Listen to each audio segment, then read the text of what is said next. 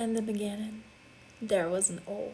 The climax of expansion, the rhythmic breath of sound, start and all, a form made from the light contractions, a state of nothingness that dreamed of vastness of it all, the vastness of the texture and sensations, to play, to feel, to kiss and lick, to suck and eat and smell and taste it, to pray, to sing, to dance and to worship, to dream, create and love and feel it, to eat the holy fruit and know it all. How could we remove the texture of the pleasure from equations when that's the root and origin of us all, the origin and the limit? All that has ever happened, an inversion of the void, from before the nothing towards the all, from all to nothing, and from nothing back to all, an overwhelm from pleasure of expansion and back into the void, deep rest for all, stretching farther and deeper with each pulsation, and farther through you go, the more there is the longing to return, and when you're in it, you want to go out and explore, and no fights, no sin, no wrongness in the journey, no strive and effort and a punishment, none of that at all, only love and pleasure, safety and surrender to the pulsating nature of what holds us all. Yet, all we are taught is striving and pushing in and building higher walls, controlling creations through illusion of hard work and force, rather than the ecstasy of true alignment with beauty and pleasure, love that waits for us in all. How could we remove the pleasure out of the equation when that's the root and longing of us all? Without it, there is no depth. All form we build is hollow. No breath of life, no value, no truth or meaning, only delusion of the structure, devoid of anything that makes it home. When did the love become so hard to find? When it's within and everything surrounding us all? When did the love become cold abstract, so far away, devoid of form, touch, beauty, zone of manifestation? Where did it become about transcending limitations, only controlling what is out there, pushing through and sacrifice so much more than art of resting in one's joy, sharing simple pleasures, making love with our bodies instead of hearing only words? Where did the one become so much more than the other? When did sex become a dirty whore, degraded, shunned away by way too many sold and bought, like mere meat on auction, of who got it more? Tits, cock, pretty face, or money, allure, charisma, pretty hollow words?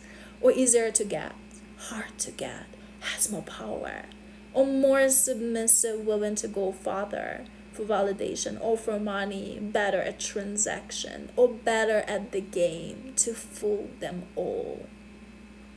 But can you fool yourself? And if so, for how long?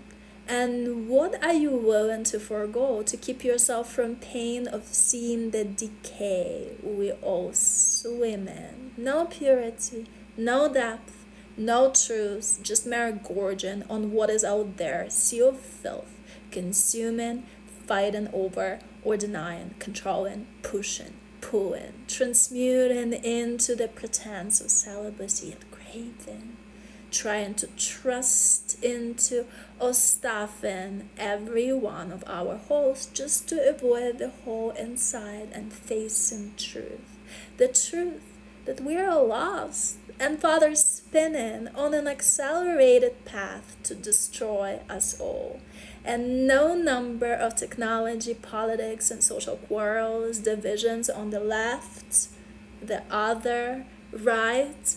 And who is right? And him and her, red pill, fuck patriarchy, destroy the other, can change the course of motion. Because our problem is not so much out there, but here, right here, inside us all. We have forgot what truly matters.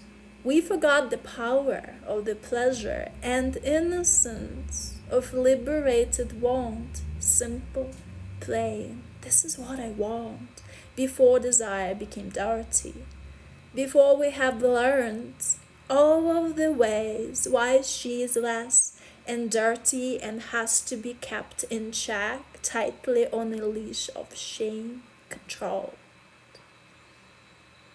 How could we forget the gates of life from which all of us have entered, and instead of reverence and worship, turn our gaze away, deceived by empty words? When if you look intently, shame, fear, pride are nothing but non-matter, a mere distortion of the focus that meant for us to be united with the love in one and all. Is it a dirty hole, an animal, clinical vagina, or gates of hell, or gates of life? And who is her? We moved through debates if a woman closer to a human or an animal than in the quest of becoming equal. So many women tried to be a man who was in touch with her. We won their rights, but lost the essence. It became easier to live as women, but harder to be her. And now, what is even woman? Who is she? Can she be born a man, yet be a woman? Can she have cock, tits, and hairy chest and still be her? What does it mean to be a woman? Is she a servant, equal, mother, goddess, whore? Is she beloved, temptress, virgin, source of evil? Who is she? What has become of her? We've searched so long for him that lost her way of being. In searching for him, she found no more. But neither her nor him are found separately, as he dwells inside of her in ecstasy of union, and she's inside of him, surrounded by his protection, that gives her a container to be her. Without him, she oscillates between the helpless victim and distraction, erupting in chaos, followed by collapse of self. Meekness, fear, rage of separation, self-doubt, pity, and manipulation, the terror of intensity, numbness, frigid cold.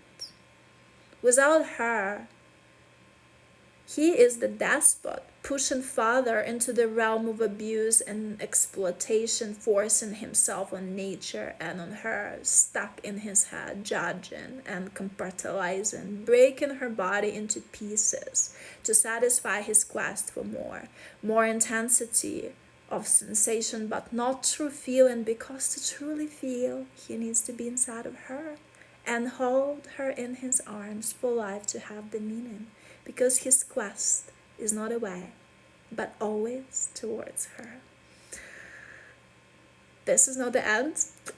This is a huge poem that I'm writing. It's called In the Beginning There Was an O. And if you want to pre-order that, or just say wherever support this, just drop a heart below, and I love you.